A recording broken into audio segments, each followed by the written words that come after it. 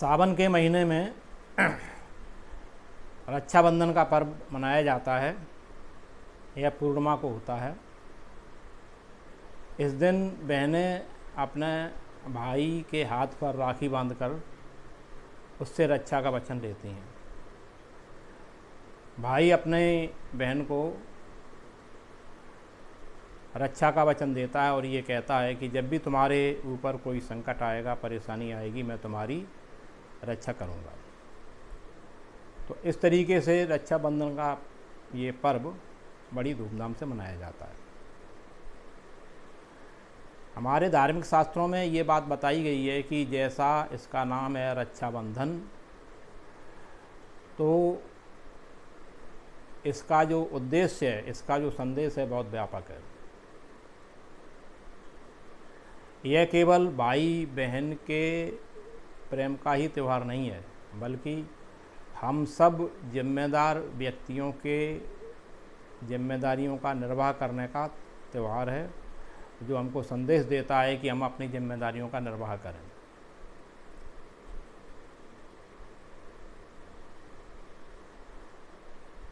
ये भाई बहन का त्यौहार होने के साथ साथ पुरुषों के द्वारा नारी के सम्मान की रक्षा का भी त्यौहार है। पुरुष वर्ग नारी को केवल भोग्य वस्तु न समझे, बच्चा पैदा करने की मशीन न माने, बल्कि उसको अपना आधा अंग माने, बराबर का दर्जा दे और महापुरुषों को जन्म देने वाली महाशक्ति माने, उसके सम्मान की रक्षा करे। यह रक्षाबंधन का पर्व हमको संदेश देता है। नारियों के द्वारा पुरुषों के शील की, पुरुषों के चरित्र की रक्षा करने का पर्व रक्षाबंधन है। ये रक्षाबंधन का पर्व हमको ये बताता है।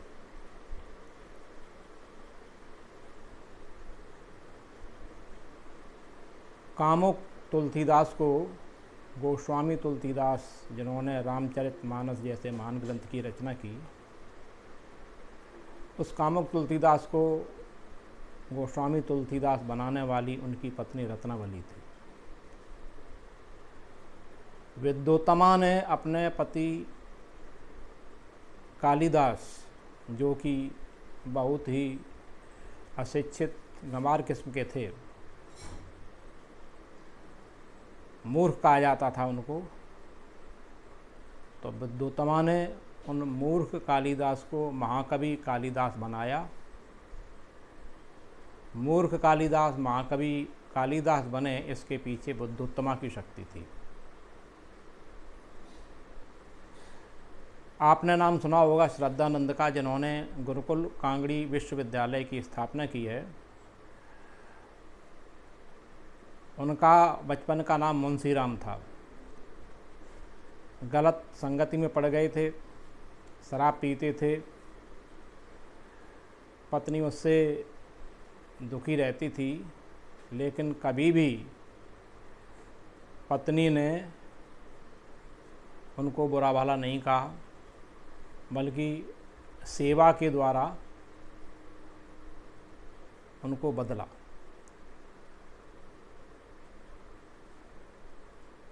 शराबी मुंशीराम श्रद्धानंद बने।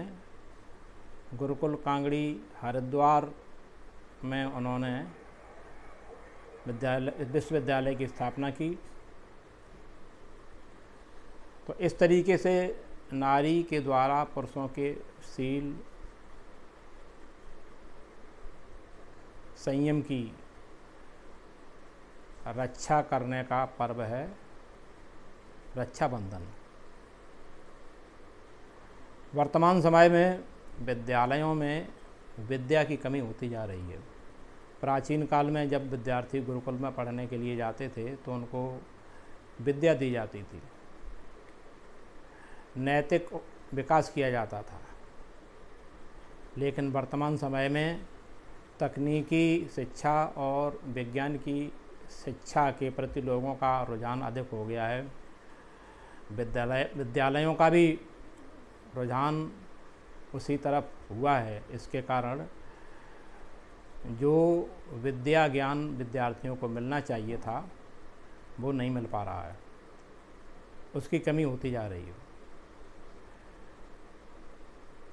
रक्षाबंधन का पर्व ये कहता है कि विद्यालय के संचालक और शिक्षक विद्या धन की रक्षा करें, विद्या का ज्ञान बच्चों को दें जिससे वो चरित्रवान बने, श्रेष्ठ बने,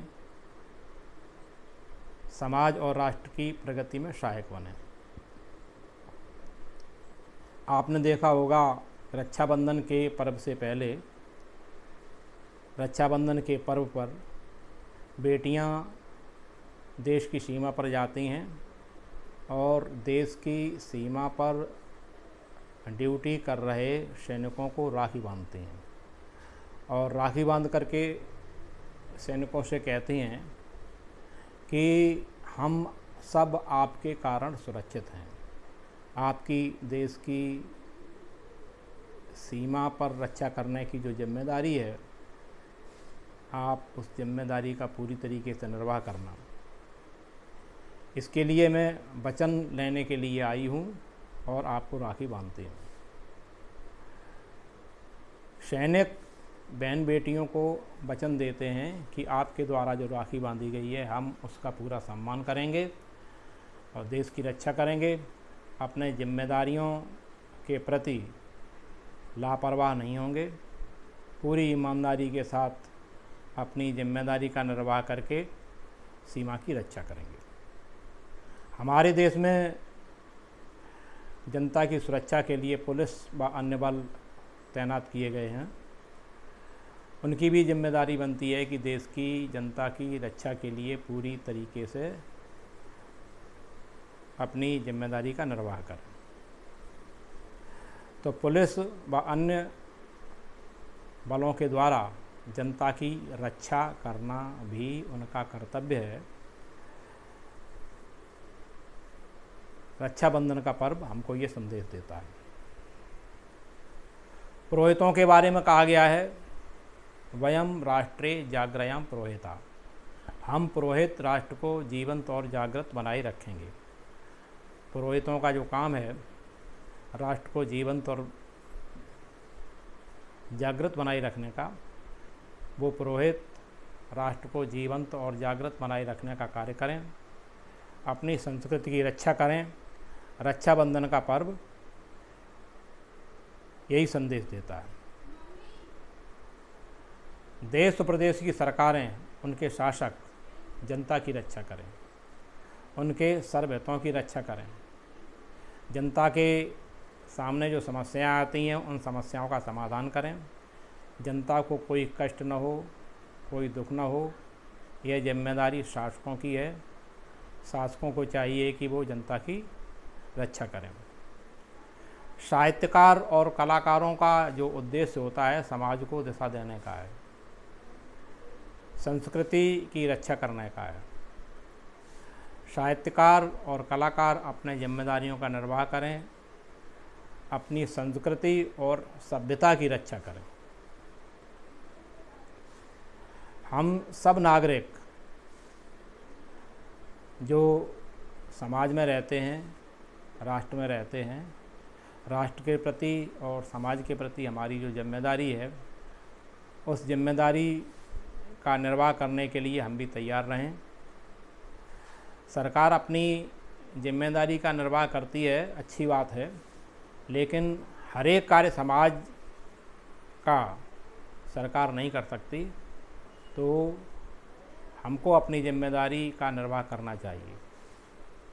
तकनीकी शिक्षा और विज्ञान की शिक्षा प्राप्त करने के लिए हम दूसरे देशों की नकल भले ही करें, परंतु अपनी संस्कृति की रक्षा स्वयं करें। संस्कृति के मामले में हम दूसरों की नकल न करें, हमारी जो सभ्यता, हमारी जो संस्कृति है उसको अपनाएं, उसकी रक्षा करें। पर्यावरण वर्तमान समय का सबसे बड़ा संकट है। पर्यावरण की रक्षा करना हम सब की जिम्मेदारी है। सरकार की जो जिम्मेदारी है पर्यावरण रक्षा के लिए, वो अपनी जिम्मेदारी का निर्वाह करे। और पर्यावरण संकट पैदा क्यों हुआ, कहीं हम उसके कारण तो नहीं हैं। अगर हम उसके कारण हैं तो हम उन कारणों को दूर करें, अपनी कमियों को दूर करें और पर्यावरण की रक्षा के लिए जो हमारी जिम्मेदारी है उस जिम्मेदारी का निर्वाह करें। स्वास्थ्य संकट भी वर्तमान समय में सबसे बड़ा संकट है। लोगों का स्वास्थ्य गिर रहा है, लोग बीमार हो रहे हैं, तो उनका स्वास्थ्य सही कैसे हो, इसके लिए ज्ञान प्रसार की आवश्यकता है। सरकार, उनकी संस्थाएं समाज में ज्ञान का प्रसार करें, लोग बीमार ना हों, वो स्वस्थ रहें। इस तरीके से समग्र रूप से स्वास्थ्य की रक्षा करना भी हम सबकी जिम्मेदारी है। रक्षाबंधन का पर्व ये कहता है कि रक्षा के लिए जो भी हमारी जिम्मेदारियां हैं, हम उन जिम्मेदारियों का निर्वाह करें और अपने अधीनस्थ, अपने सेवक, अपने जो नीचे सेवी हैं, जो सेवा करने वाले हैं, उनकी और कमज़ोर लोगों की रक्षा करें। समर्थ लोग निर्बलों की रक्षा करें, कमज़ोरों की रक्षा करें। तो इस तरीके से यदि हम सब अपनी जिम्मेदारियों का निर्वाह करेंगे और जिनकी रक्षा करना हमारा उत्तरदायित्व है, हम उनकी रक्षा करेंगे, तो निश्चित रूप से हमारा समाज श्रेष्ठ बनेगा, हमारा समाज प्रगति करेगा, हमारा राष्ट्र प्रगति करेगा और हमारा रक्षाबंधन का पर्व मनाना सार्थक होगा।